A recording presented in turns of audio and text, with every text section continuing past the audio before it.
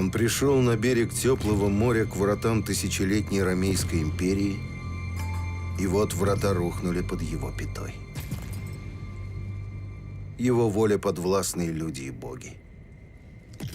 Его имя означает «великий властитель», и вот весь мир лежит у его ног. Сын легендарного воина, он превзошел отца и в боевой удаче, и в военной хитрости. Рожденный рабыней, он вырвал власть у старших братьев. Он был ненасытен и в войне, и в любви. И не было его желанием ни преград, ни пределов. Он собрал воедино разрозненные земли и создал огромное государство, посягнуть на границы которого не смел никто. На севере о нем пели скальды, а на Руси слагали легенды о князе Владимире Красносолнышко, великом правителе страны, называемой Русская земля.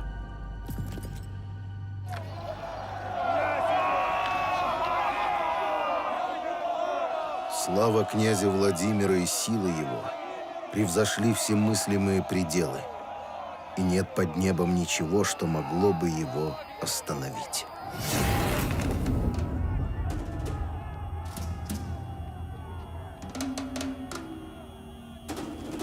Что почувствовал этот человек,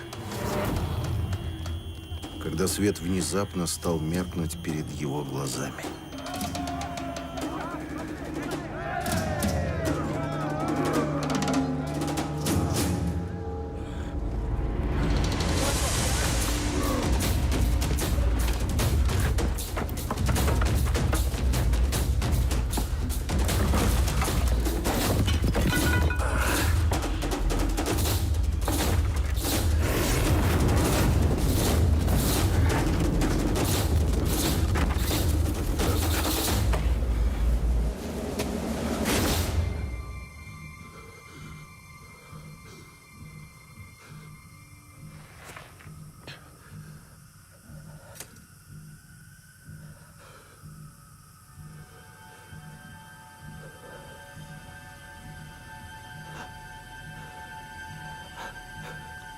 Что почувствовал этот властитель, когда стал бессильным слепцом?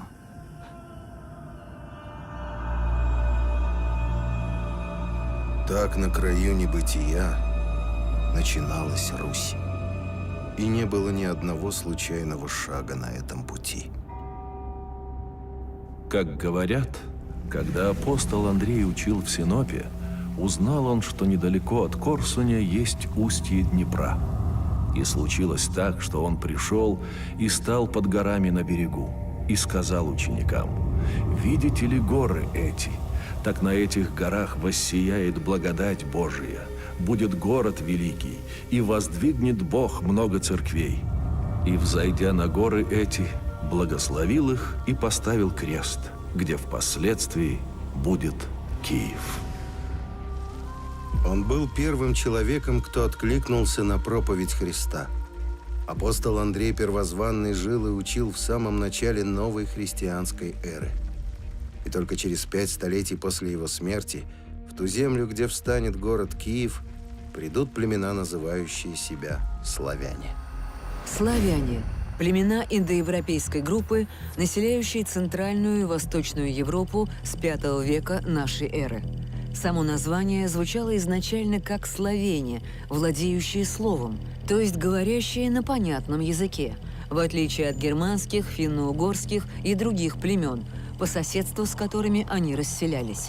К VIII веку восточные славяне колонизировали огромную территорию от Причерноморья до Ладожского озера. Сели славяне по Днепру и назвались полянами, а другие – древлянами, потому что сели в лесах, а другие сели между Припятью и Двиною и назвались Дреговичами.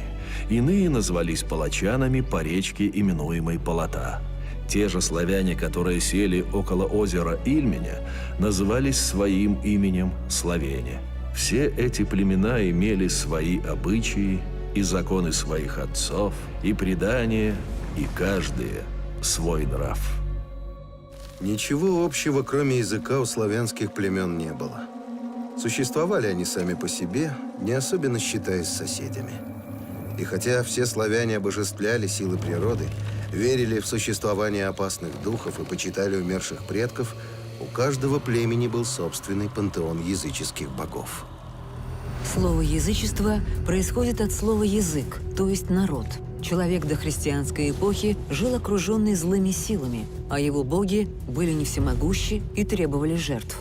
В основе взаимоотношений с богами и духами лежала сделка: «Я жертвую тебе ценное, ты в ответ мне помогаешь или не вредишь».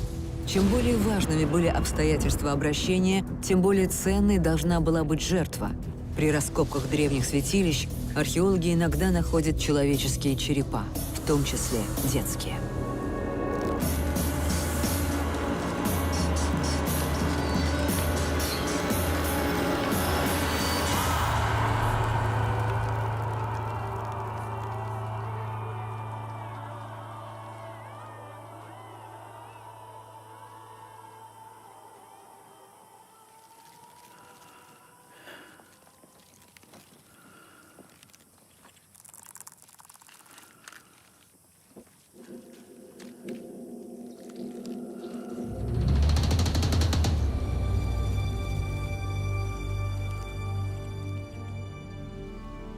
В середине VIII века, там, где в Ладожское озеро впадает река Волхов, появилось славянское укрепленное поселение, которое финны называли Аладыёги, скандинавы – Альдегия, а сами славяне – Ладога. Со временем поселение превратилось в процветающий торговый город, хорошо известный во всей Северной Европе. Наращивались торговые обороты, увеличивалась прибыль, а вместе с ней росла и алчность купцов, воинов и вождей. Каждому племени казалось, что ущемлены именно его интересы.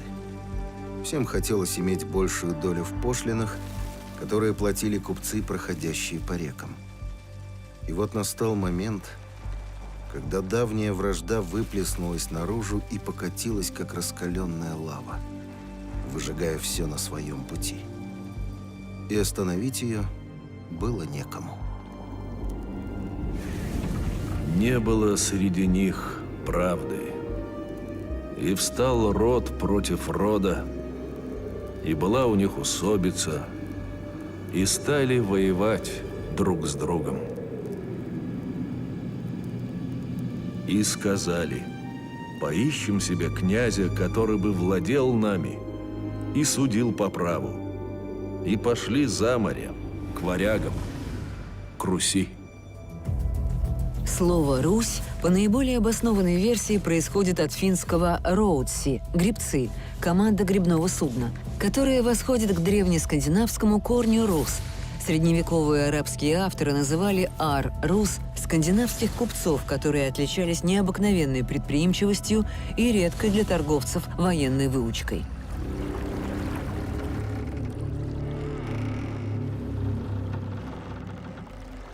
Они всегда появлялись внезапно.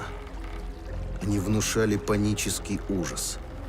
Их легкие и маневренные боевые корабли могли причалить в любом месте, и на берег мгновенно высаживалась дикая ватага, несколько десятков вооруженных до зубов головорезов.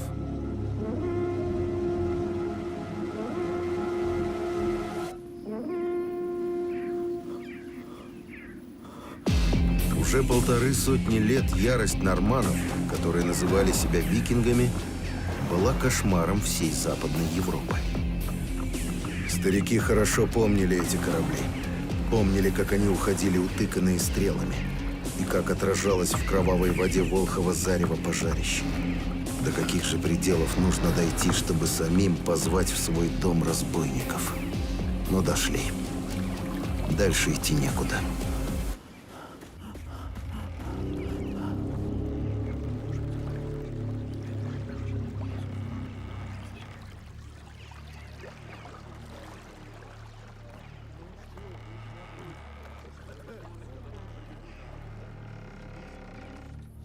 Конунг был уже не молод. За плечами осталось немало славных походов. мог бы жить спокойно на своем хуторе в окружении множества домочадцев и воинов. Но что это за жизнь? И вот пришла удача, откуда не ждали. Его призвали на землю, что ключом запирало начало великих торговых путей, и предложили на ней княжить.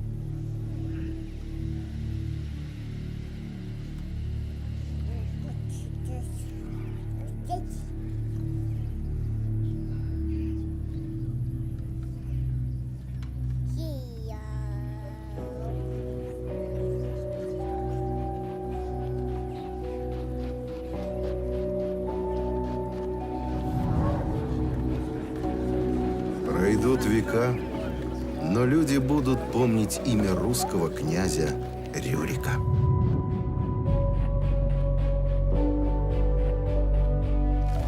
После долгих споров, что входит в обязанности князя, Рюрик и его дружина заключили с Ладогой договор и принесли клятву верности. Скандинавы называли такую клятву вер. И теперь они уже были не викинги-пираты, но веринги, или варяги-наемники. Чтобы избежать недоразумений между варягами и местным населением, Рюрик потребовал строить крепость для себя и дружины за пределами Ладоги, выше по реке у истока Волхова.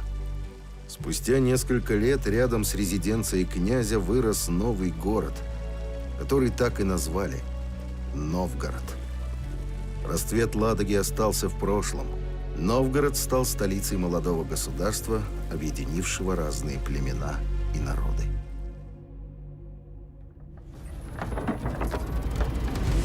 И скандинавские воины-варяги влились в это государство, как река вливается в море. Они были чужаками, но уже через поколения своим детям они станут давать славянские имена. Они искали славы и серебра, а нашли себе новую родину. И, слившись до неразличимости с местным народом, для всего мира они явятся Русью. Под контролем новгородского князя оказалась огромная территория от Балтики до притоков Волги. Через эти земли издавна шел Великий Серебряный путь, который начинался в скандинавских городах, шел через Ладогу, по рекам доходил до Волги и дальше в Каспийское море к персидским рынкам. Туда купцы везли меха, мед, воск, хлеб и рабов. Обратно ткани, оружие и арабские серебряные монеты. И уже начинал действовать другой путь – из варяг в греки, по Днепру, в Черное море и дальше к заветному Царьграду, Константинополю, столице Византийской империи.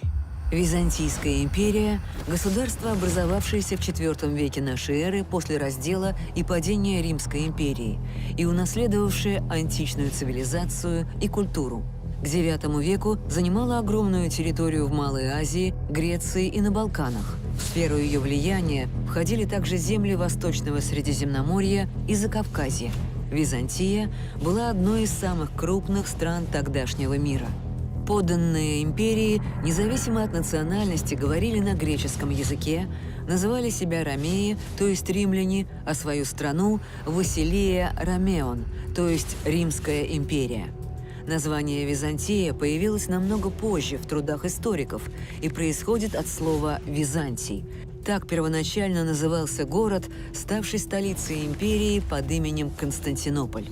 На Руси империю называли Греческое царство, а столицу ее – Царьград. О невероятной красоте и роскоши греческой столицы по всей Европе ходили легенды.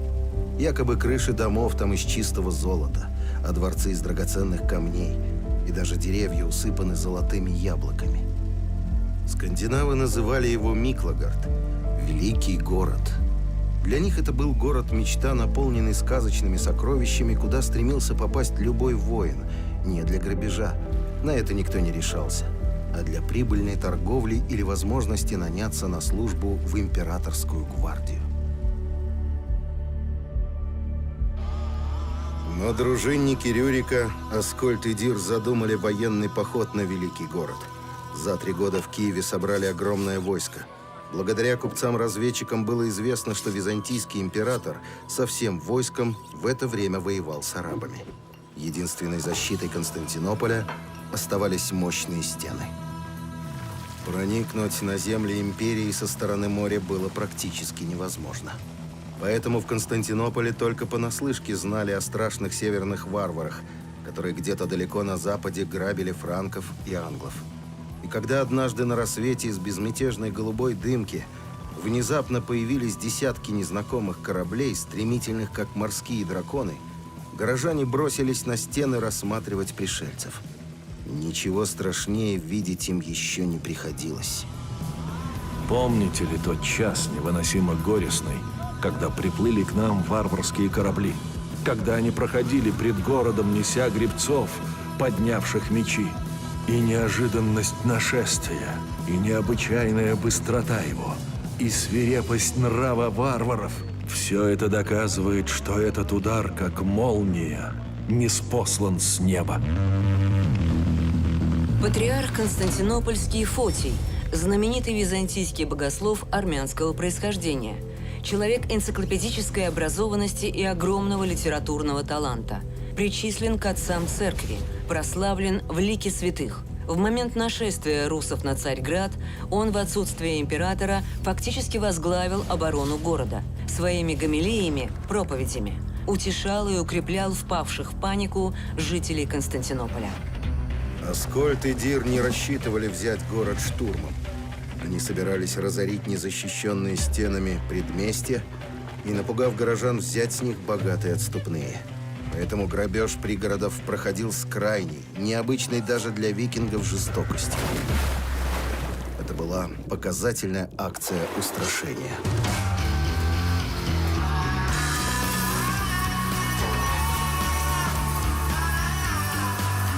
За стенами стоял неумолчный стон. Храмы не вмещали молящихся. Люди падали на колени в своих домах и на улицах, где придется, и шептали, кричали, вопили: «Кирия элейсон! Господи, смилуйся!» Почерневший от горя патриарх Фотий, воздевая к небу дрожащие руки, служил молебен в церкви, где хранились великие святыни – Риза и покров Пресвятой Богородицы. Затем, вынеся с пением гимнов святой покров Богородицы, они окунули его краем в море. И хотя стоял штиль, сразу же начались порывы ветров, и на спокойном море волны стали громоздиться друг на друга, и суда безбожных россов были разбиты, так что лишь немногие избежали опасности.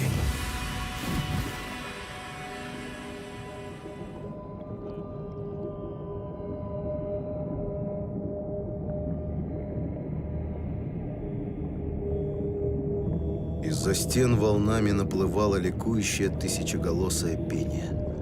Взбранной воеводе победительное. Константинополь пел акафист Богородицы. Хвалебную песнь, написанную более 200 лет назад, после очередного спасения великого города от захватчиков.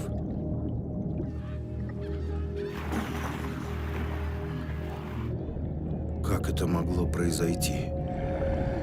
Им ли, морским бродягам, не знать, никогда не рождается буря в спокойном море.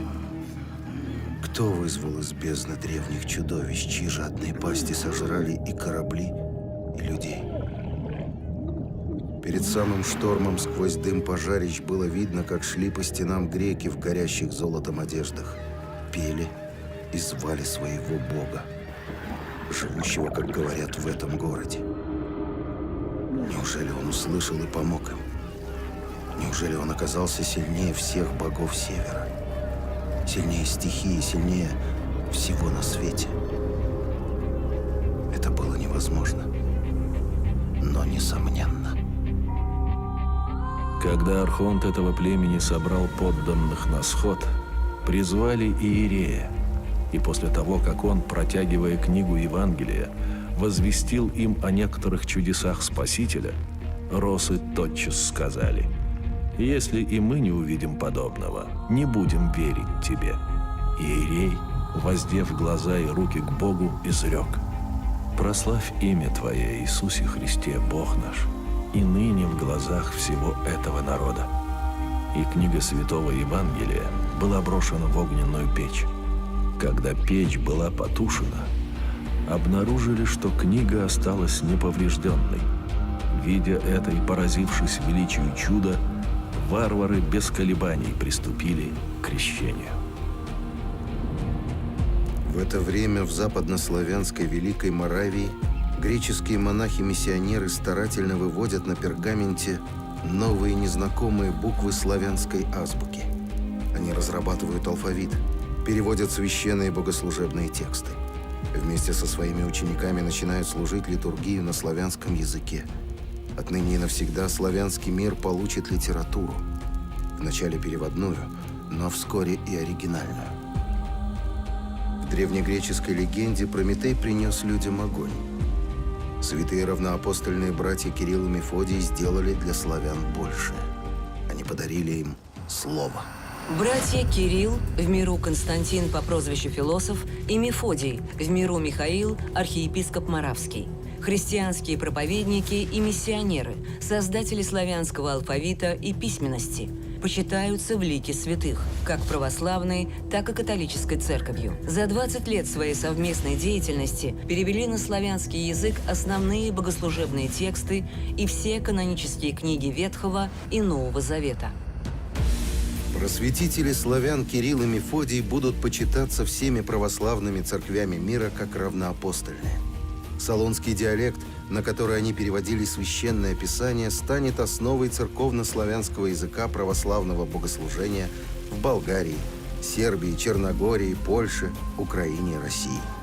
Но после смерти Мефодия оставалось еще 100 лет до того момента, как новый равноапостольный святой появится на Руси.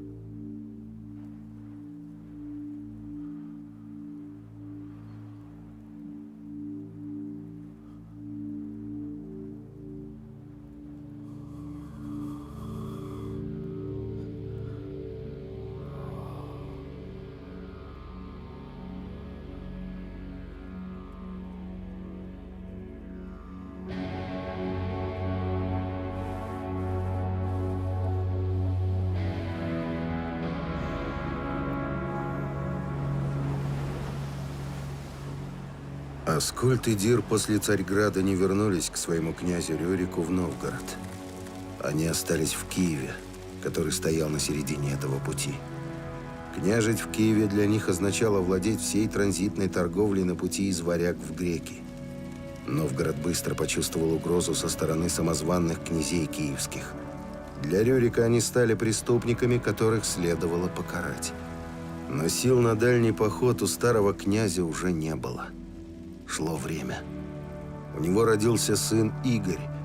Сам же Рюрик тяжело болел и искал человека, кому бы смог доверить судьбу своего наследника. Новгородская земля была снова близка к смуте.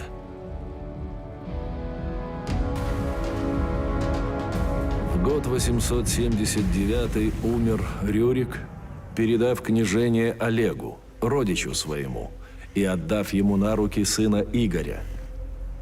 И пришел Олег к горам киевским, и послал к Аскольду и Диру, говоря им, что «Мы, купцы, идем в греки от Олега и княжича Игоря. Придите к нам, к родичам своим».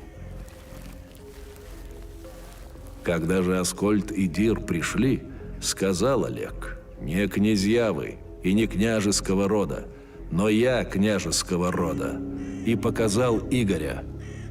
А это сын Рюрика. И убили Аскольда и Дира.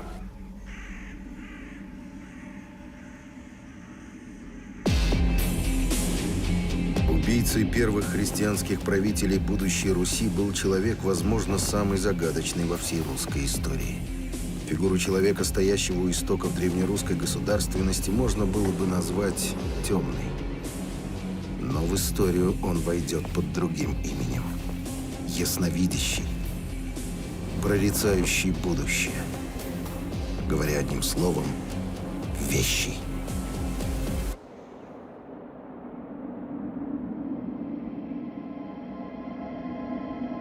Олег был не князем, но воеводой.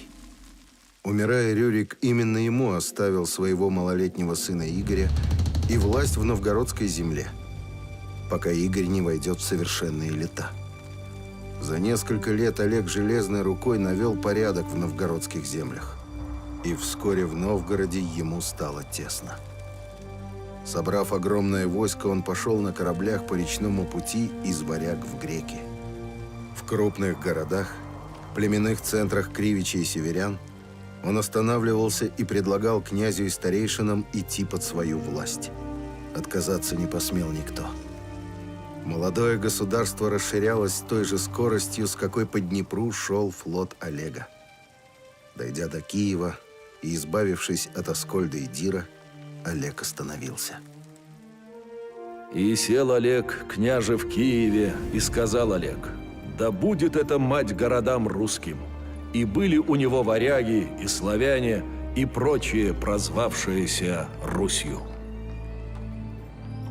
Поход Олега объединил два центра – Северный Новгород и Южный Киев.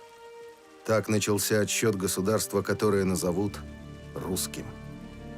Слово «Русь» к тому времени уже означало не гребцов, а дружинников-витязей, окружавших князя, лучших из лучших, войти в число которых считал за честь любой воин.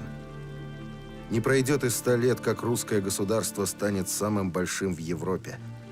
Но пока западноевропейские страны не знали о силах, зреющих в далеких лесах. Зато забеспокоились ближайшие соседи – хазары. Хазарский каганат – одно из самых крупных и могущественных государств Евразии того времени. Верховный правитель назывался Каганом, но власть его была номинальной, а реальная принадлежала Беку, царю из рода Буланидов. Двойное правление установилось, когда власть в стране захватил военачальник Булан. В середине VIII века он принял иудаизм, который стал религией правящей верхушки каганата. К IX веку хазарский каганат контролировал огромную территорию от Поднепровья до Аральского моря и от Муромских лесов до Закавказья. Ядро каганата находилось в Поволжье, а на остальных землях хазары ограничивались сбором дани с местных племен и карательными походами в случае крайней необходимости. Дань хазарам платили почти все поднепровские славяне, кроме древлян. Это племя было самым воинственным. Древляне могли дать отпор любому и сами не пренебрегали разбоем.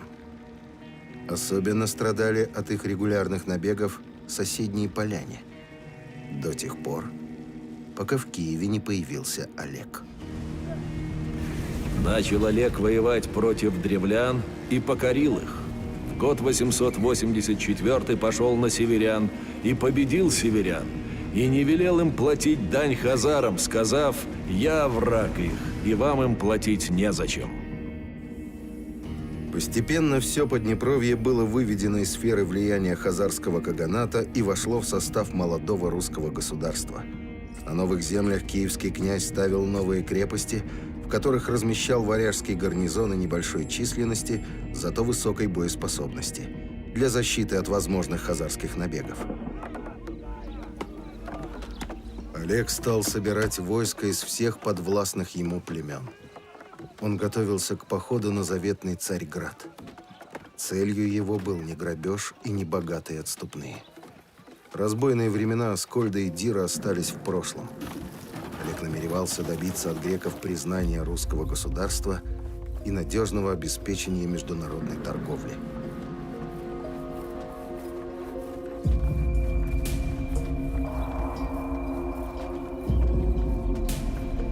Но об этом походе до времени знал только он сам и его подросший воспитанник, князь Игорь Рюрикович. В год 907 пошел Олег на греков, оставив Игоря в Киеве. Взял же с собою множество варягов и славян, и чуди, и кривичей, и мерю, и древлян, и родимичей, и полян, и северян, и вятичей. И с этими всеми пошел Олег на конях и в кораблях. Флоту Олега предстояло пройти по Днепру 950 километров до впадения реки в Черное море. Самым опасным участком были пороги. Часть русла длиной 65 километров, шириной до 960 метров, где 9 значительных выходов гранитных пород делали судоходство невозможным. Высота падения воды с некоторых скальных уступов достигала 5 метров, а скорость течения – 4 метра в секунду. В 8 раз больше, чем на других участках реки. Чтобы преодолеть пороги, приходилось тащить корабли вдоль берега по воде или по берегу волоком, подкладывая смазанные салом доски и бревна.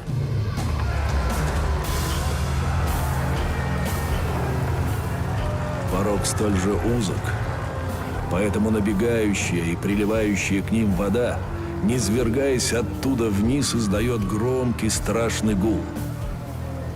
Ввиду этого росы не осмеливаются проходить между скалами, но причалив поблизости и высадив людей на сушу, а прочие вещи оставив в челнах, затем нагие, ощупывая своими ногами дно, волокут их, чтобы не натолкнуться на какой-нибудь камень. Так они делают. Одни у носа, другие посередине, а третьи у кормы. И с крайней осторожностью они минуют этот первый порог по изгибу у берега реки. Преодолев пороги, мимо островов Хортица и Березань, флот выходил в Черное море и шел каботажным способом, то есть вдоль берегов до пролива Босфор. Затем нужно было попасть в узкий изогнутый залив Золотой Рог, на берегу которого стоял Константинополь, Царьград, но это оказалось невозможным. Греки знали о том, что на них идет огромный флот русов.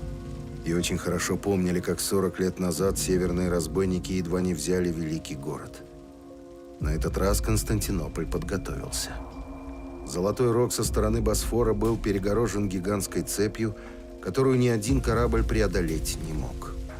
А выходящие на Босфор стены были абсолютно неприступными. Горожане спокойно наблюдали, как флот северных варваров остановился у входа в залив, и корабли, казавшиеся с высоты стен жалкими суденышками, стали приставать к берегу. Варвары бестолково суетились, почему-то разгружали свои корабли и зачем-то выволакивали их на сушу.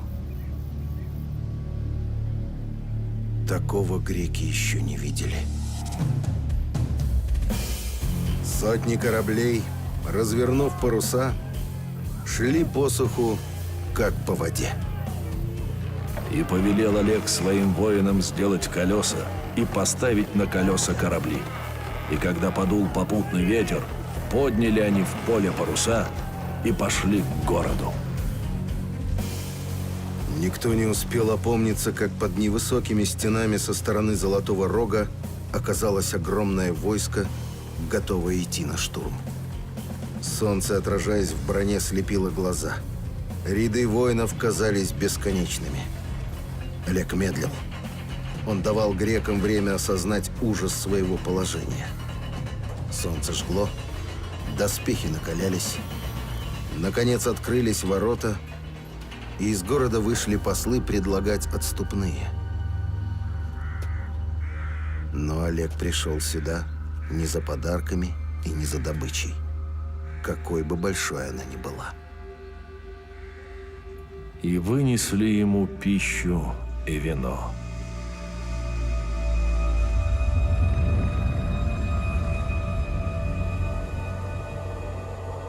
Но не принял он вина, так как было оно отравлено. И испугались греки, и стали просить мира, чтобы не воевал греческой земли.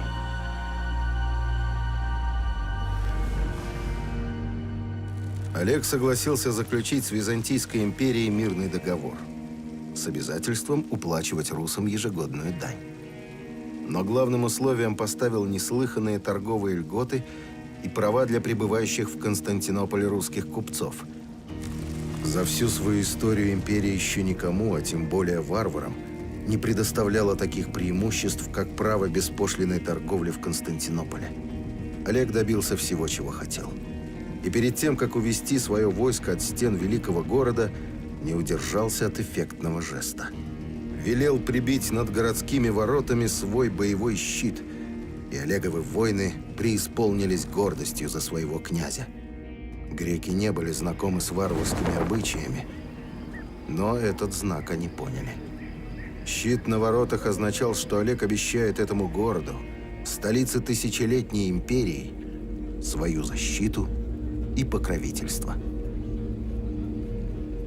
Через 5 лет Олег пришлет в Царьград свое посольство, подтвердить договор, как это положено у греков. С греческой стороны его подпишут императоры Лев и Александр, с русской стороны – дружинники Олега. Договор будет означать, что Византийская империя официально признает существование и законность русского государства в границах, установленных Олегом. Олег вернулся из похода на Царьград не просто победителем, живой легендой. Слава бежала далеко впереди его войска.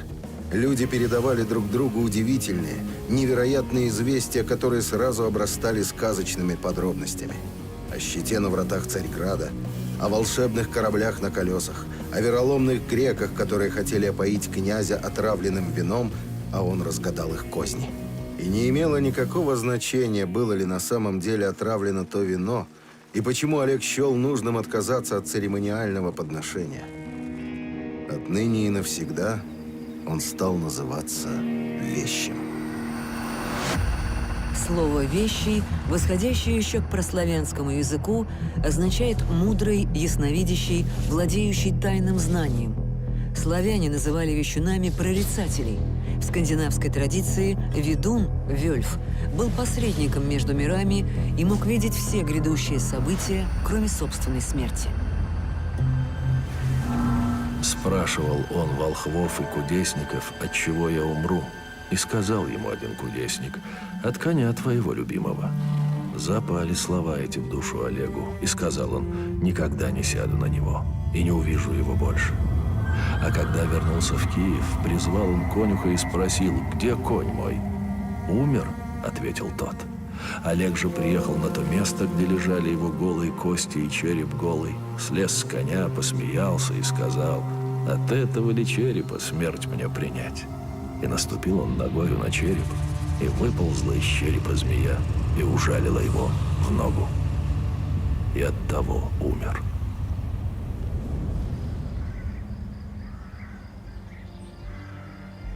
Человек, вошедший в историю как вещий Олег, когда-то пришел из-за моря в чужую страну в поисках серебра и славы. И серебро, и славу он добыл в избытке. И не только себе, но и той земле, которая отныне стала его родиной.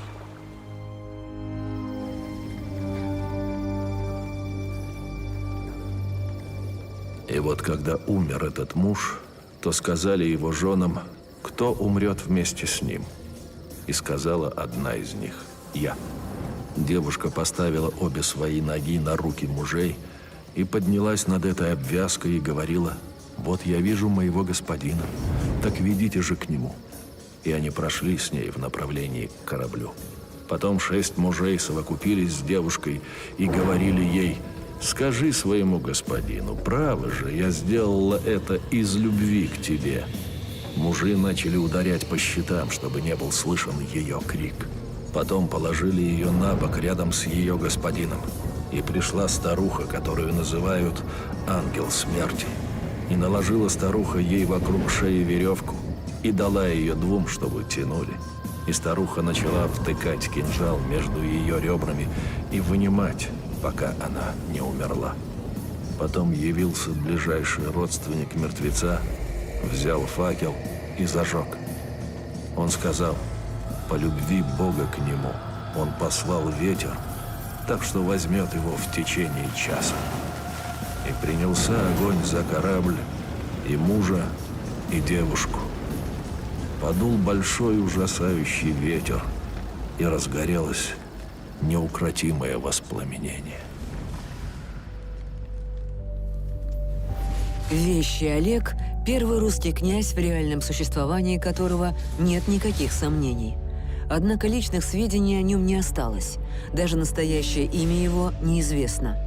Олег – это славянская форма скандинавского слова «хельги», что означает «священный», «любимец богов», но также «вещий». И смерть Олега – это тоже легенда. Курганы, называемые Олегова могила, есть и в Киеве, и в Ладоге. Другие же сказывают, что он ушел за море.